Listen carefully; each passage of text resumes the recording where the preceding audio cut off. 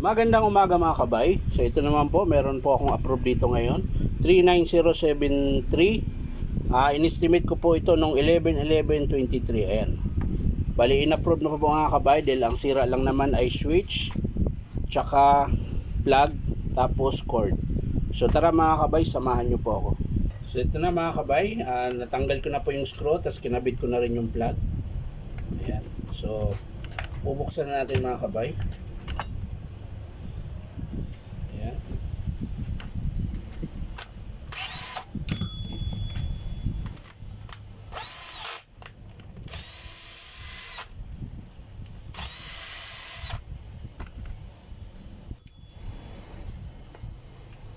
So ayan na po mga kabay.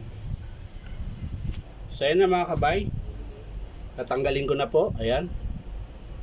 Sa mga, kung nasa bahay kayo mga kabay, kung meron kang unit na ganito, kung kaya naman magpalit ng switch, so hanap lang kayo ng maliit na pantusok. Paper clip pwede rin. Ayan.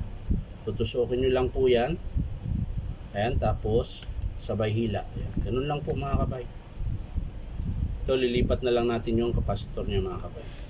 Pero kahit naman wala to, okay lang. Nga lang, buo pa to, kaya babalik ko pa rin to.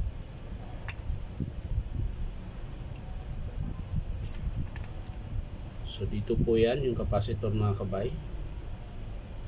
Sinusuksok lang din to mga kabay.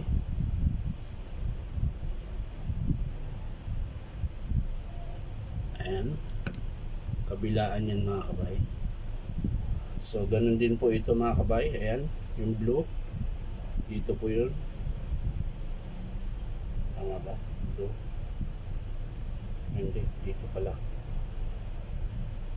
Ayan. Tapos yung pula dito mga kabay. Ayan. Tapos yung linya ng kuryente mga kabay. Ito po yung linya niya mga kabay. Ayan. Yung dalawa pong may allen screw. Ayan. So dito po natin to ilalagay mga kabay. Masyadong mahaba. Tulan natin.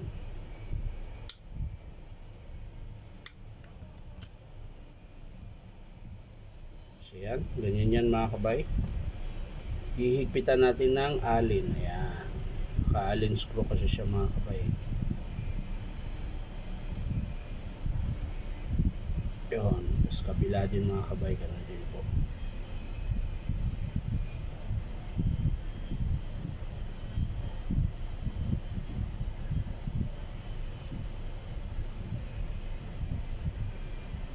Ayun na. So ayan, okay na mga kabay. Pwede mo na po itong ikabit. Ayan. Yan po yung pormahan niya. Ayan. So ilalagay na natin dito mga kabay. Kung saan siya nakapwesto. Ayan. Tapos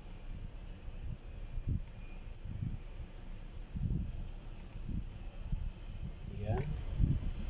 I-ayos lang natin yung wire mga kabay. Ayan.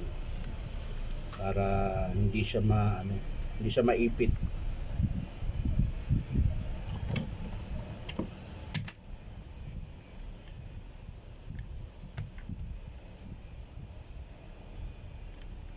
So yan. Kakabit natin. Ayan.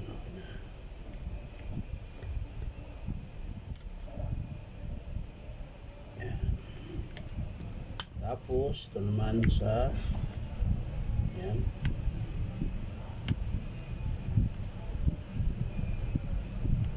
Sa capacitor mga kabay. So lalagay na natin yung cord clamp. Ayan.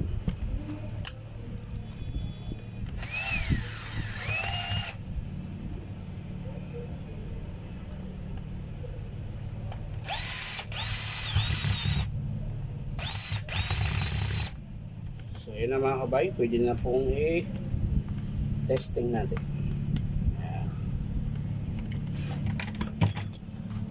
Testing. Testing natin. So yan mga kabay, nakasaksak na po. Testing natin. Ayan, meron na po siyang variable. Ayan. So isasara na natin mga kabay. At nang matapos na po tayo at marami pa po akong i-repair. I-estimate pala. May isa pa. May isa pa po akong approve mga kabay, demolition hammer naman na 5 kilos.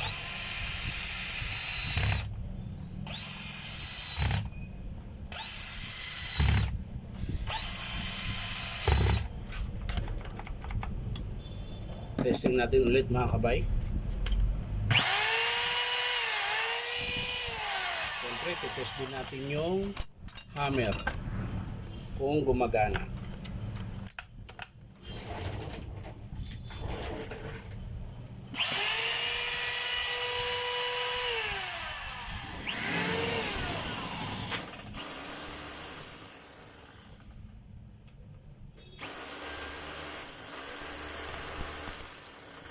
Ini.